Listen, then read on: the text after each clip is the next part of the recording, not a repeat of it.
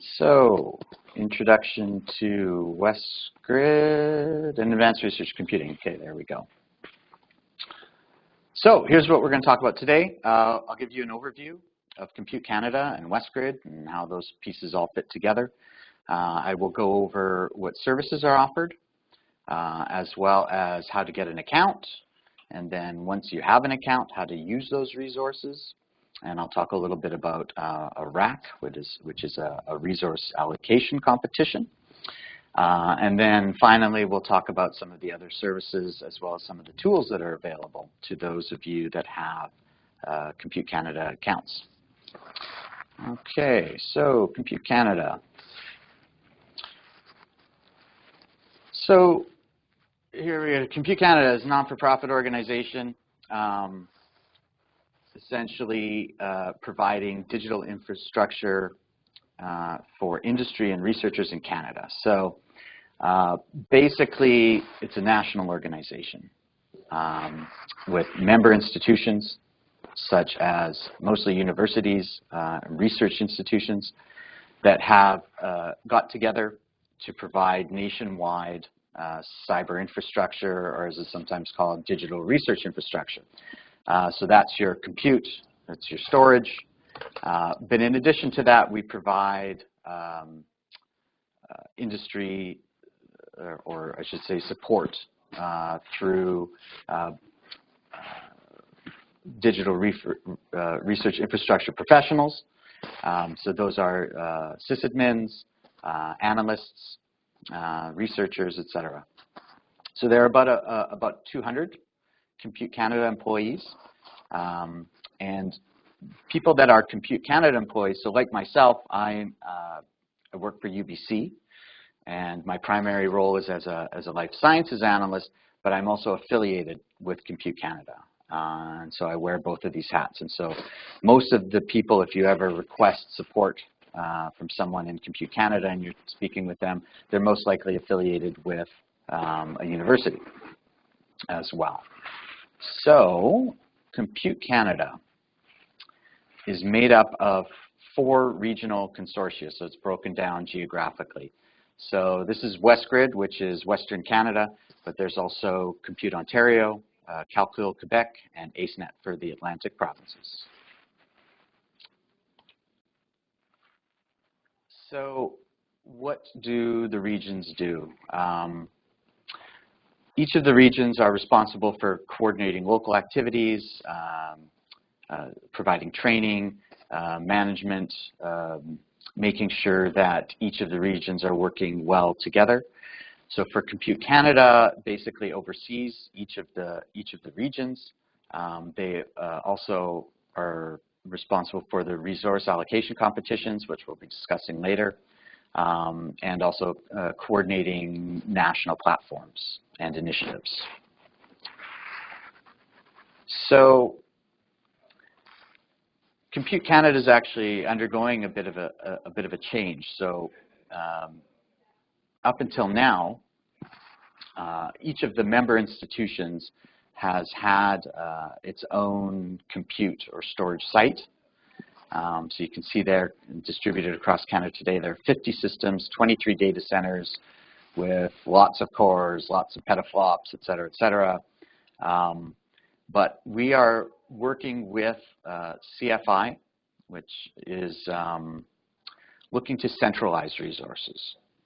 So there are 4 national compute systems that we are currently rolling out. One at University of Victoria, one at SFU, Simon Fraser University here in BC. Another is it's in Waterloo, University of Waterloo, and one at University of Toronto. These are, so SFU has already been rolled out, and the other systems will be rolled out throughout this year. There's currently a competition to add more national sites as well. So now let's talk a little bit more about WestGrid. So what is WestGrid? Well, they have a mission to advance and support research, and Western Canada being the focus. So working on building a regional community, with these experts from all of the different institutions, creating a suite of user and expert training programs. So we do a lot of domain-specific work. For example, myself, I'm life sciences, but we also support visualization, digital humanities, et cetera, et cetera. So the creation of collaborative, mutually advantageous relationships with natural and provincial digital infrastructure leaders.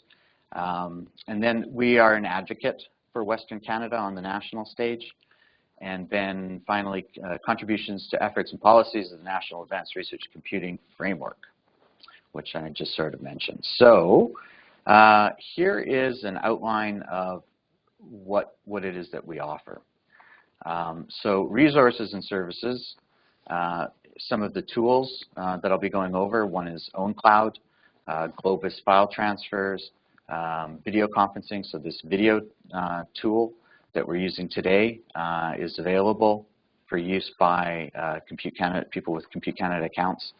So we also, the system that we have started at UVic is a cloud computing system. That's known as WestCloud. There's also another one out east called EastCloud. And we also have your more traditional compute and storage on a number of systems. So these are typical HPC, but there are also different architectures and different systems. So we have GPU, for example. We offer support in research data management, and also, of course, software distribution. Now, services in terms of expertise, we also provide consultation. So this could be support if you are having difficulty using the systems. If you have a research project, for example, and you need to discuss with some expert how to design my experiment, for example, or what are the best techniques for doing X, Y, or Z. We can help you optimize workflows, customize tools. On the sysadmin side, installing, operating, and maintaining ARC equipment. Like I said, we have dedicated domain-specific specialists, myself included, and of course, cybersecurity. Training is also a big part of what we do. So we do information sessions, such as what we're doing right now. But we are also providing training for like software carpentry, for example, so basic programming or Linux skills, things like GitHub. Some of these are flavored with different domains. So we'll do, we recently offered a course that was HPC for bioinformatics. But similarly, there are visualization courses, and they're all offered for free. What else? So yeah, we do live streaming of seminars. So like VanBug, which is the Vancouver Bioinformatics User Group, for example. Using our video infrastructure, we broadcast those nationally. And then we also provide on the website quick start guides. So these will help you get up and running with our systems, for example. And also, you can check out the news and events pages for events such as this and other upcoming online workshops. All right, so why should you use our systems for your research? So this is actually a GIF, so I got to actually go full screen. I didn't want to go full screen because then I can't see anybody. All I can see is my screen. But I'll go full screen for now, so that we can see this lovely GIF image rolling along. So this is a group at UBC that we worked with, and they were doing processing images, historical satellite imagery within the forestry department. And as you can see, they were processing all of these images locally on some desktops. And to process a single image, took up to 57 hours. So they contacted us, and we worked with this group. They actually had very little experience using HPC, so submitting jobs to a distributed system. We provided them with some training. We worked with them to get their jobs up and running on the system here at UBC, which is called Orsinus. And as you can see, their analysis time went from 57 hours down to 5 hours. So this is the kind of work that we're doing to enable research. There we go.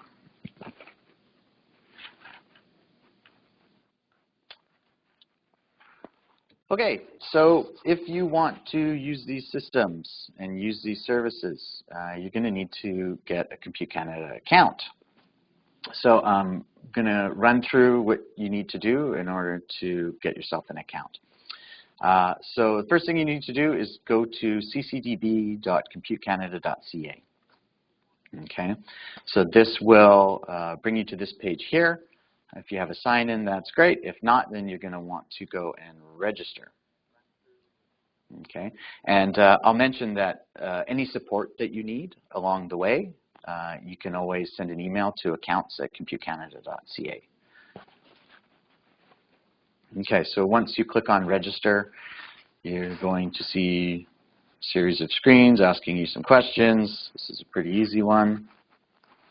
Again, you'll be asked to fill out some personal information, list what institution and department you are at, and what is your role. So one of the things about having a Compute Canada account is that if you are a faculty or a librarian, then you can get a primary account, if you will. Then for people within your group, if you need accounts for, say, grad students or postdocs, then you will sponsor those people. So you basically will enter in who is your sponsor, and then an email will come around to them and they will approve it. So you fill this stuff out, you submit application. There's a bit of a time that it takes to get submitted to Compute Canada for them to review it and approve it. But it doesn't take that long, usually a day or two is all. And so once you have your account, then what you'll need to do is apply for an account with one of the consortia. So you'll go to My Account, you'll select Apply for a Consortium account, and that will bring you here. And then you can see, in our case, you would apply for WestGrid. Once you do that, you will be able to, you'll get your username and password, and you'll be able to log into any of the individual systems within that consortium. So now that you have an account, you need access to the resources. So in the past, and the name of this kind of changes back and forth a little bit, I've noticed, but we call it a default allocation. So a default allocation entitles you to 50 core years of compute and about 200 gigabytes of storage. In reality, these are not really hard limits, and the way that this is managed is that it's managed essentially with priorities. So if you are just using your default account, then you have a standard priority, and when you submit a job to the queue, you will essentially wait in line. So if you get a resource allocation through a resource allocation competition, essentially that will open up more storage and also increase your priority on the queues to ensure that you're able to use those resources that you're promised. So you can see at the top, on demand for smaller job compute, storage, and cloud. So this is referring to the default allocation. If this is not sufficient, then you can apply for a rack. Now, the racks are held once a year, usually in the fall or early winter is when submissions are due. And then the actual allocations are given in the following spring, usually around April. So there are two kinds of resource allocations. So one is an RRG, which is resources for research groups, and the other is an RPP, research platforms and portals. So an RRG is essentially for typical analysis and storage use, whereas the research platforms and portals, that's if you wanted, for example, to if you have a database and you would like to serve that up on the web, and you need resources to stand that up. So it's more of a longer-term platform or portal sharing with the community. So more detailed information on this is available. I have a link here at the bottom. If you go to the Compute Canada webpage, it describes in detail exactly what these things are, which you should be considering and why. And then, so for example, if I need more resources right now, and there's a resource allocation competition coming up in October or November, that's not particularly helpful for me. However, in order to manage that, we have what are called out-of-round allocations. And so I think they're calling them cloud bursts as well. But essentially, if this is, I need X number of core years and I need more storage because I've got my sequencing data, or my project needs to be done now and I can't wait till next April, you can apply for this out-of-round allocation. Okay, and again, there's more detailed information about how to do this on the WestGrid website. And of course, this email here, you can get more information or support if you have specific questions. Okay, so let's just skip that one. Okay, so let's talk about, so we've talked about the account, we've talked about how to access it, we've talked about these national systems for which you can access storage, compute, or cloud infrastructure. But of course, there are other services as well that we provide here. So on each of these systems, there are many, many different kinds of software that are already installed and ready for you to use. If you go to this, this link up top here, you'll find that for each of, well, for WestGrid, for example, here, there's actually this nice search tool. So you can find out which system has the software you need.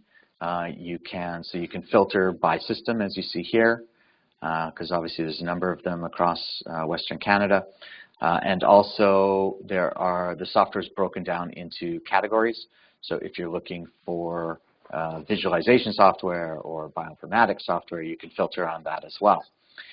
If you find that your software is not available on any system, you can contact support at westgrid.ca and ask to have that software installed.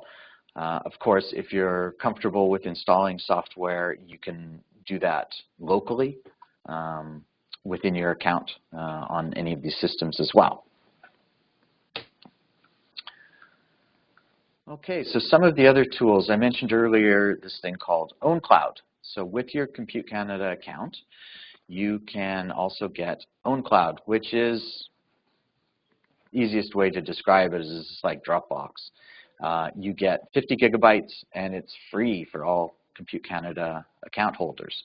One of the nice things about ownCloud is that you don't have to worry about your data going through the US.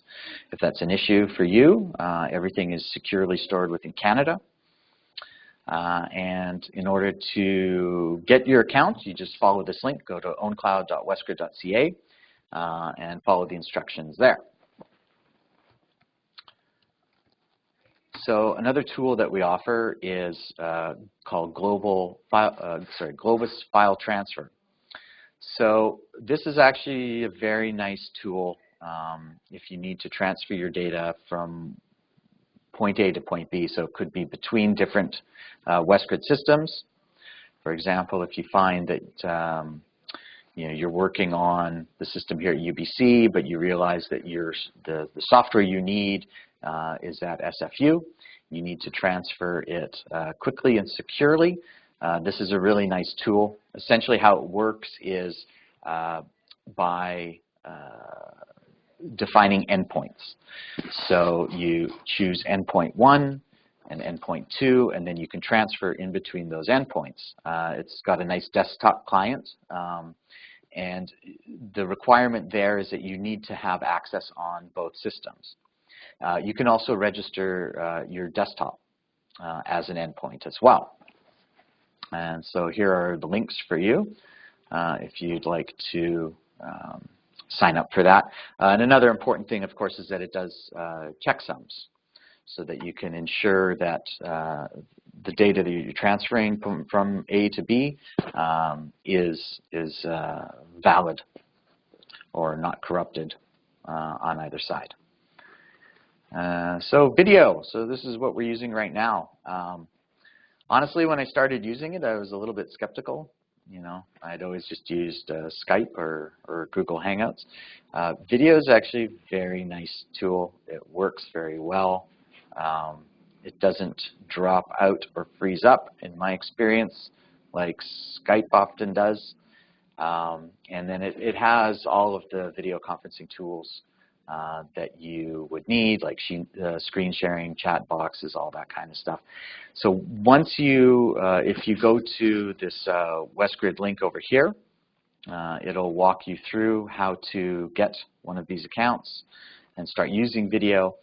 The other nice thing about video is that at a lot of the universities or institutions, they have video-enabled conference rooms or boardrooms. So if you would like to, you've got 3 or 4 people in a meeting and you want to connect with another 3 or 4 people across the country, there is a search box when you have the desktop client, and you can, so if I'm looking for a room at UBC, I can type in UBC and it'll pull up a listing of all of the rooms that are available. Then you can contact WestGrid, for example, if you need to book one of these rooms. Okay, so another service that we offer is research data management. So Compute Canada is working closely with CARL, which is the Canadian Association of Research Librarians. They are experts in data management, specifically for research. One of the things that we're working on is providing a repository, preservation, pipeline, and discovery. So discovery is the important part. One of the issues is when you have some sort of storage infrastructure, you dump your data in there, and then if you need to go and find it, you got to know where you put it.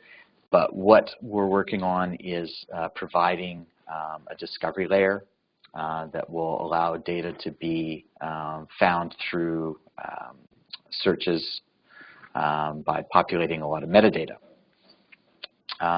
So we also offer support through consultation.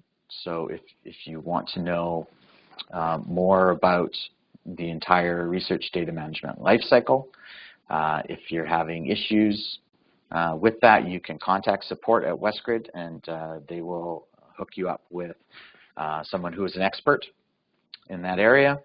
You can also speak with librarians, as I mentioned, are very knowledgeable on this subject within your institution. And so this is something else. So this is not really a WestGrid thing per se. However, Compute Canada is working with Carl, so this is a very useful tool, so I thought I would mention it. So Carl has put together this portage network for research data management, and there's a tool on this website called the DMP Assistant.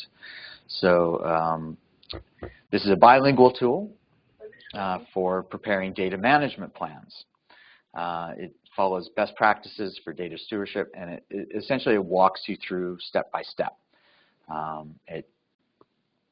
find it's good because there are often a lot of things that you don't consider, people typically don't consider when thinking about the research data life cycle. So this I have found to be a really good tool, and I would encourage you to check that out. So training and education is something else that I've mentioned. We're doing a lot of work to provide the training for people to use the infrastructure that we have. So one of the important collaborations we have is with software carpentry and data carpentry. You may have heard of these programs before, but we have a number of our members are certified software carpentry trainers, myself included. We also have a software carpentry national team, and this is a really good it's a really good program to use if you need basic skills. So the pillars of software carpentry are essentially Python, R, Bash or Linux, and GitHub. And then data carpentry is similar, but they also talk about database, so they do some MySQL training as well. So that is one of the kind of workshops that we offer. We also do domain-specific training. So as I mentioned, we'll have courses that are geared toward visualization, bioinformatics, digital humanities, et cetera, et cetera.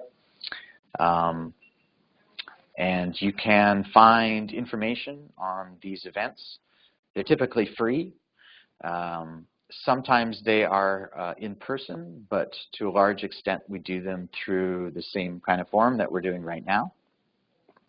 So if you go to the WestGrid website, you can check out the events page, and that will give you the lowdown on all the different training sessions that are up and coming. So that's actually it. That went kind of quick. But so I guess what we'll do is, so here's some more email addresses. This is the WestGrid support email address for Compute Canada. There's another support link here for the resource allocation competitions. And there's actually a Compute Canada page that I've listed here that has a number of more specific email addresses depending on what kind of questions you have. So I would encourage everybody to go and check those out. Don't be afraid to ask for help.